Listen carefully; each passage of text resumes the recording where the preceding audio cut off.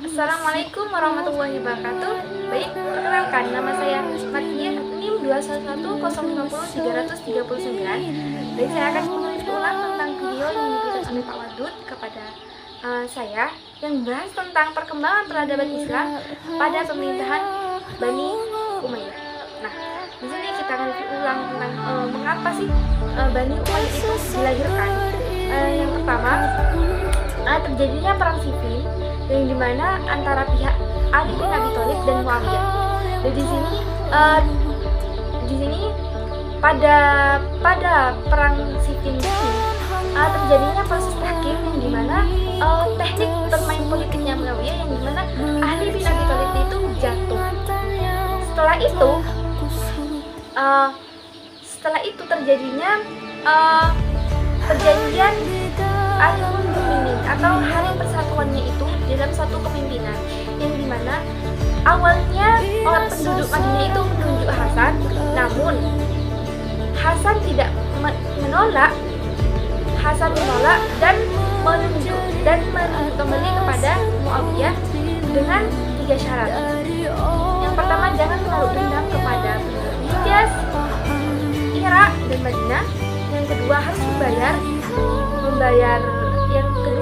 membayar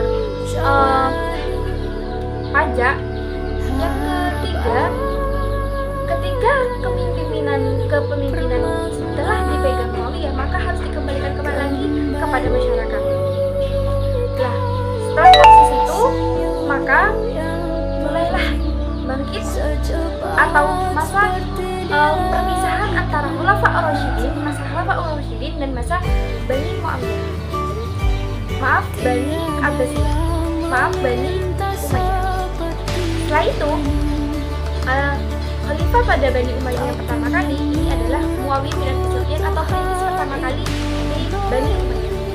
Setelah Bani Umayyah ini tuntutan untuk pemerintahannya kurang lebih 92 tahun. Saya akan membacakan tentang kekhalifahannya dari Muawiyah sampai terakhir. Yang pertama adalah Muawiyah bin Abi Sufyan, menjabat pada tahun 41 Hijriah sampai atau 661 Masehi. Yang kedua adalah Yazid I. Nah, sebelumnya saya menceritakan bahwa Muawiyah ini berjanji akan mengembalikan pemerintahannya itu kembali kepada masyarakat. Namun Muawiyah ini tidak mengembalikannya kepada masyarakat, malahan mengembalikan kepada Yazid I anaknya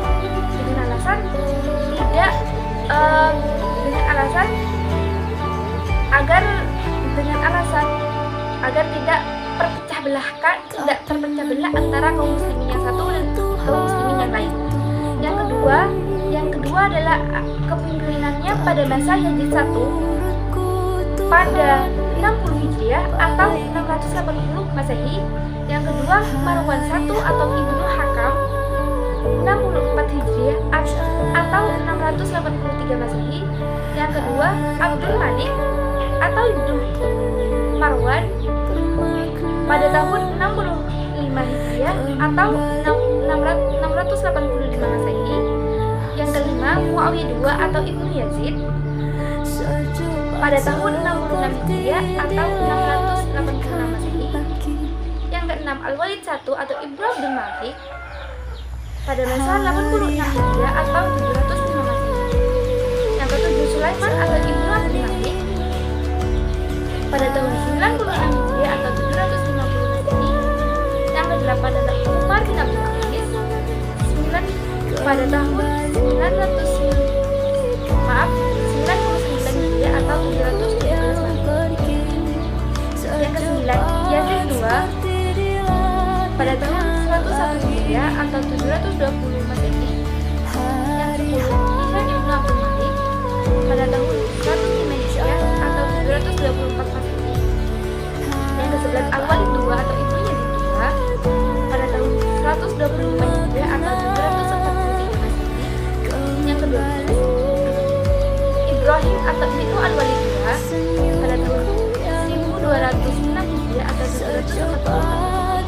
Yang ke-13, 120. Yang ke-13, Bapak II atau Ibnu Muhammad pada tahun 100 sampai 123 Hijriah atau 744 Masehi sampai 750. Saya sudah membacakan kekhalifahan atau kepemimpinan pada masa Bani Umayyah kurang lebih 122 tahun. Sekarang saya akan membahas tentang pola pemerintahan Bani Umayyah. Gimana pola pemerintahannya Bani Umayyah? Yang awalnya, saya akan berbicara sebelumnya. Yang awalnya Khulafa ar-Rasyidin dengan sistem demokratis. Sekarang dengan Bani Abbasiyah, perpindahan antara Khalifah ar-Rasyidin dan Bani Abbasiyah itu mengubah dengan sistem monarki. Yang dimana sistem monarki ini sistem keturunan atau sistem yang dimana ini sistem turun temurun. Udah itu,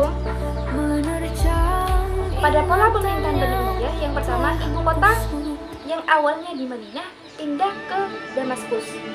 Yang kedua, berubahnya sistem pemerintahan yang demokratis berubah menjadi monarki heterotis. Kerajaan turun-temurun yang dimana sistem ini mengikuti Romawi. Yang ketiga, khalifah yang terkenal fanatik akan kearabannya. Yang keempat, kehidupan keluarga Muawiyah ini sangat glamor banget dengan harta. Yang selanjutnya, saya akan membahas tentang organisasi pemerintahan pada masa Bani Umayyah. Ialah ada 5 organisasi. Yang pertama adalah An-Nibatul Siyasi, organisasi yang dimana organisasi di bidang politik. Yang kedua, An-Nizatul Idrari, organisasi tata usaha negara atau sekarang itu Departemen Dalam Negeri. Yang ketiga, An-Nizatul Harbi, organisasi pertahanan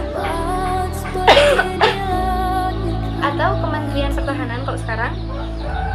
An-Nazimatul Mal, organisasi keuangan.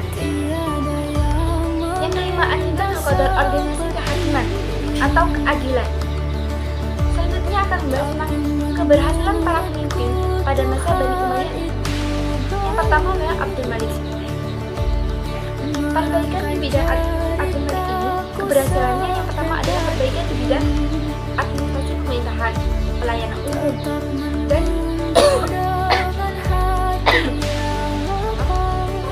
dan bahasa Arab itu sebagai bahasa resmi. Yang kedua adalah keberhasilan Khalifah Abdul Aziz bin Marwan, di mana khalifah tersebut membuat aliran sungai Nil, pembangunan jembatan yang luas Masjid Jami. Yang ketiga, Hajjaj bin Yusuf melakukan perbaikan sistem irigasi dengan mengalirkan air sungai kepada masyarakat agar masyarakat pertaniannya lebih merata. Yang keempat, Al-Walid bin Abdul Malik ini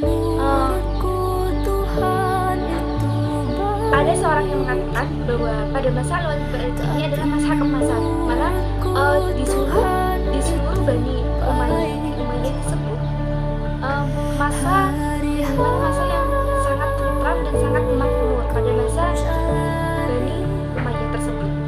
Yang pertama, kerjaannya sangat diperhatikan sama Al-Walid bin Abdul Malik, menjamin kehidupan. Pokoknya pada masa Al-Walid bin Abdul Malik ini masa yang sejahtera, sangat sejahtera. Selanjutnya, Umar bin Abdul Aziz melakukan pembersihan di kalangan keluarga Bani Umayyah.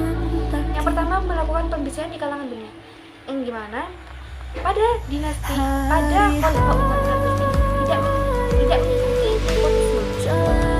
Pemerintahannya itu bukan hanya kekeluargaan, dan pajaknya itu dikurangi. Baik, selanjutnya saya akan membahas tentang faktor-faktor kemunduran dan kejatuhannya dinasti Bani Umayyah. Apa yang melatar belakangi kejatuhannya dinasti Umayyah?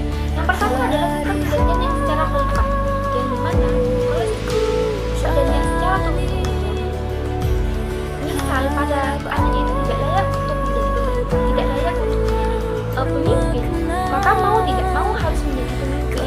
Dikarenakan pada pemerintah tersebut menetapkan atau mengikuti sistem monarki.